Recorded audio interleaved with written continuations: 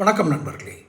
நான் இந்த வேண்டுகோளை தமிழக அரசியல்வாதிகள், இன்று தேர்தல் களத்தில் இருக்கக்கூடிய அரசியல்வாதிகள் அத்தனை பேருக்கும் என் பணிவான வேண்டுகோள் என்னென்னா, இந்த இலங்கை வாழ் தமிழர்களை, தற்போது இலங்கையில் வாழ்ந்து கொண்டிருக்கும் தமிழர்களை அல்லது அயல்நாட்டில் வாழும் இலங்கை தமிழர்களை, அவர்களுக்காக அந்த தமிழர்கள் மீது உங்களுக்கு அக்கறையும் உண்மையான அக்கறையும் ஒரு நல்வாழ்விற்கான எண்ணமும் இருந்தால் தயவு செய்து அவர்களை குறித்து ஒரே ஒரு விஷயத்தை மட்டும் பேச மறந்துருங்க. என்ன தெரியுமா? கச்சத்தீவு.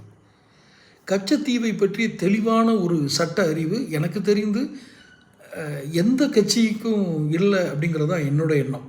எந்த கட்சிக்குமே இல்லை.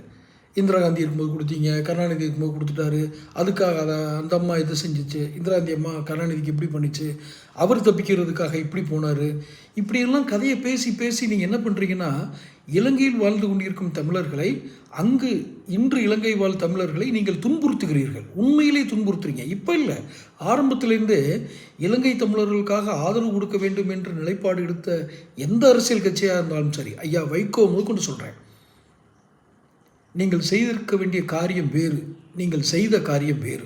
உணர்ச்சிவசப்பட்டு ஒரு அரசியல் தலைவர், ஒரு இறையாண்மை கொண்ட நாட்டினுடைய அரசாங்கம் செய்யக்கூடாத காரியங்கள்லாம் செஞ்சு அதற்கு மிகப்பெரிய விலையும் கொடுத்து இன்ன வரைக்கும் அதை புரிஞ்சுக்கிடாமல் கச்சத்தீவை பற்றி சட்ட அறிவு யாராவது ஒருத்தருக்கு இருந்தால் என்னுடைய கமெண்ட் பாக்ஸில் போட சொல்லுங்கள், நான் தரேன். இதெல்லாம் பேசுகிறதுக்கு எனக்கு என்ன தகுதி இருக்குன்னு நான் சொல்லவா? அங்கே நேரடியாக போய் கள அரசியலை, அங்கே இருக்க கிரவுண்ட் ரியாலிட்டியை பார்க்கவேன். கச்சத்தீவு எந்த வகையில் இலங்கையோடு இப்போ இணைக்கப்பட்டிருக்கு, அதை விடுவிக்கணும் அப்படிங்கிற எண்ணம் முதல்ல அந்த சட்டப்பூர்வமான நகர்வு சரியாக இருக்குமா? முக்கியமாக இன்றைக்கி இருக்கிற விஜய்க்கு சொல்கிறேன். அவர் இதில் ஒரு நாஞ்சில் சம்பத்துன்னு ஒருத்தர் சேர்ந்திருக்காரு. அவர் ஒரு திராவிட இயக்க பேச்சாளர், கைதட்டு வாங்கணும், இந்த கட்சிக்கு புதுசாக எதாவது பேசணுன்றதுக்காக விஜய் இங்கேருந்து கச்சத்தீவுன்னு பேசின உடனே அங்கே இருக்க வெளியுறவுத்துறை அமைச்சர் எதிரொலிக்கிறாராம். அதிர்தான். ஏதாவது அறிவு இருக்கா நாஞ்சில் சம்பத்துக்கு? நீ இந்த ஆள் இன்னமும் ஒரு எம்எல்ஏ கூட ஆகலை, இவர் சொன்ன உடனே அங்கே இருக்க வெளியுறவுத்துறை அமைச்சர் பேசுவாரா? உண்மையான அக்கறை இருந்தால் நீங்கள் வாயை புத்திக்கிட்டு இருந்தாலே அங்கே எல்லாம் சரியாயிடும். கச்சத்தீவில் ஒன்றும் பெரிய பிரச்சனை இல்லை. கச்சத்தீவு இன்றைக்கி ஏன் நமக்கு ப்ராப்ளமாக இருக்குன்னா அதுக்குள்ளே பின்னணி வேறு.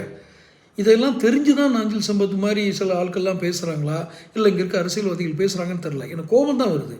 ஒரு நம்ம வம்சாவளியை சேர்ந்தவங்க அங்கே இருக்கிறாங்க, கொஞ்சம் இங்கேருந்து பேசுகிறத கொஞ்சம் பார்த்து பேச வேண்டாமா?